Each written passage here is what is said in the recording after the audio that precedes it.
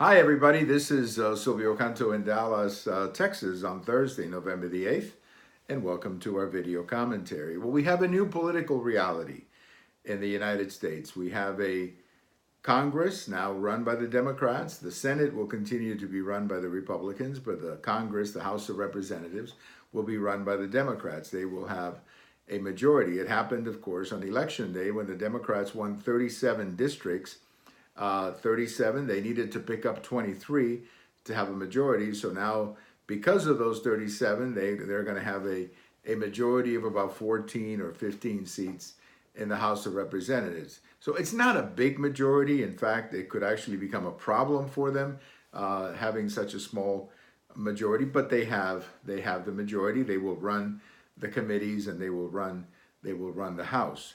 It's interesting. I had, while they were putting the results on the air on election night and the day after, I kept looking underneath, when they run the results by, and I started counting the number of Democrats who had won districts by 1 or less than 2%, and I counted up to 15. And what that tells me is that there were a lot of competitive elections across the country. And what that also tells me is that many of these districts will be very competitive in 2020 or 2 years from now. So the Democrats will now have a chance to run things. They will now go from being the resistance to now being the governing party.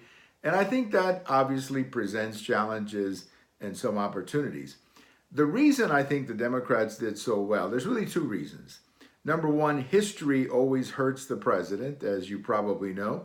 The first election of a president is always tough in the Congress. In fact, if you compare President Trump with recent presidents, he went down 37 in the House. President Obama lost over 65 or 66. President Clinton had like 62. President Reagan had like 42. So it happens. The president loses seats in his first election. And really, in that sense, President Trump losing 37 is actually below some of our recent presidents. Over in the Senate, of course, he did very well. He picked up 3, maybe 4 seats when a couple of recounts are finished. So what happens now? What happens between President Trump and the Democrat House? Well, first of all, I'm not convinced that Nancy Pelosi is going to be the Speaker of the House. She has been sort of acting as the de facto Speaker, but I'm not convinced she's got the votes. Remember, she only has a majority of 14. And we've heard that as many as 20 Democrats have said that they don't want her as the majority leader. Now, as a Republican, I'm hoping that she's the majority leader or she's the Speaker, because she is such she's just a wonderful gift, for us Republicans. But I think a lot of Democrats want to see a change. So I'm not betting on Nancy Pelosi being the Speaker. It'll be somebody else. I think Tim Ryan of Ohio is a younger person who may very well be the choice that they come up with. So what happens now, I think it's interesting. The Democrats have now gone from, of course, the resistance to governing. They're going to have to come up with a budget. They're going to have to come up with a healthcare solution. They ran on that.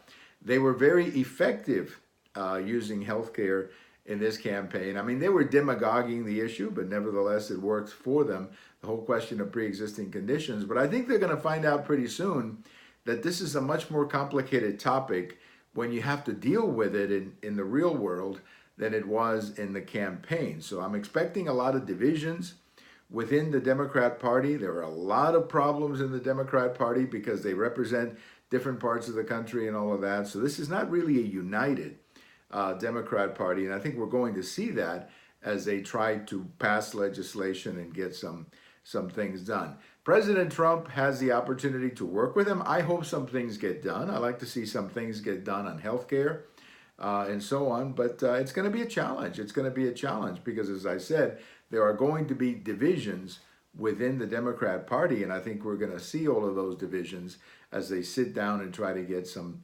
things done. Well, thank you for watching. We have all of these on YouTube, on Twitter, on my blog. And if November the 8th is your birthday, happy birthday. Bye-bye, everybody.